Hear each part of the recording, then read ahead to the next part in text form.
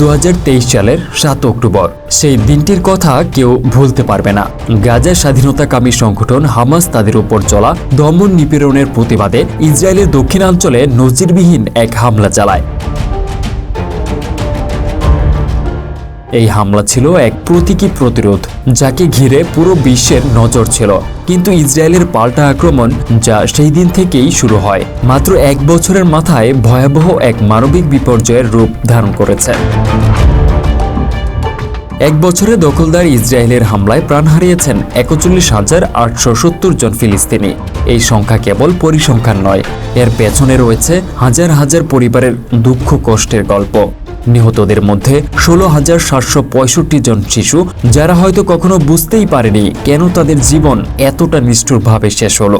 আরও 11,346 জন নারীও এই প্রাণহানির শিকার। প্রতিদিনের অনবরত হামলায় আহত হয়েছেন 97,000-এরও বেশি মানুষ, যারা আজীবন শারীরিক ও মানসিক যন্ত্রণা বয়ে বেড়াবেন। ধ্বংসের মাত্রা এতটাই চরমে পৌঁছেছে যে গাজা এখন একটি ধ্বংসাবশেষে পরিণত হয়েছে। ধ্বংসস্তূপের নিচে এখনও নিখোঁজ রয়েছেন 10,000-এরও বেশি মানুষ। তাদের ভাগ্যে কি ঘটেছে তা এখনও জানা যায়নি। আশ্রয়স্থল, হাসপাতাল, স্কুল, শরণার্থী শিবির, মসজিদ সবকিছুই ইসরায়েলের আগ্রাসী হামলার শিকার হয়েছে। এমনকি গির্জাও রেহাই পায়নি এই নিষ্ঠুরতার হাত থেকে। এই যুদ্ধের ফলে 20 লাখেরও বেশি ফিলিস্তিনি তাদের ঘরবাড়ি ছেড়ে পালাতে বাধ্য হয়েছেন।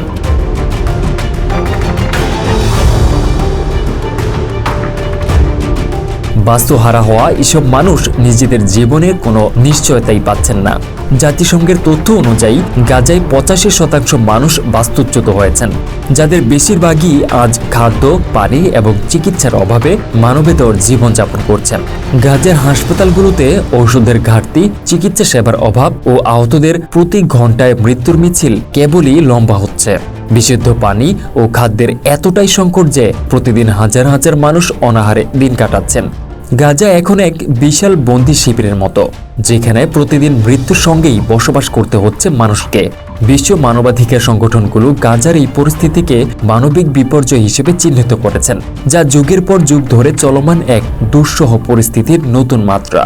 ইসরায়েলের অবিরাম বিমান ও স্থল হামলার ফলে গাজায় প্রায় 60% অবকাঠামো পুরোপুরি ধ্বংস হয়ে গেছে। ঘরবাড়ি, রাস্তাঘাট, বিদ্যুৎ কেন্দ্র সবকিছুই পরিণত হয়েছে ধ্বংসস্তূপে। বিদ্যুৎহীন, পানিহীন এই ভূখণ্ডে বেঁচে থাকার লড়াই চালিয়ে যাচ্ছেন গাজার মানুষজন।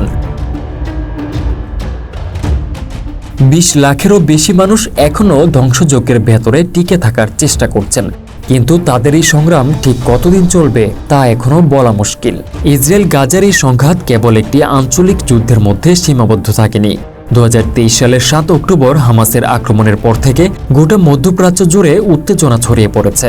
লেবাননের সশস্ত্র সংগঠন হিজবুল্লাহর সঙ্গে ইসরায়েলের সংঘর্ষ আরও তীব্র হয়েছে। গত 27 সেপ্টেম্বর ইসরায়েলি বিমান হামলায় হিজবুল্লাহ প্রধান হামাস নাসরুল্লাহ নিহত হন, যার জবাবে পাল্টা হামলা চালায় তেহরান। গত 1 অক্টোবর রাতে ইরান থেকে ইসরায়েলের দিকে প্রায় 2 শতাধিক ব্যালিস্টিক ক্ষেপণাস্ত্র ছোড়া হয়।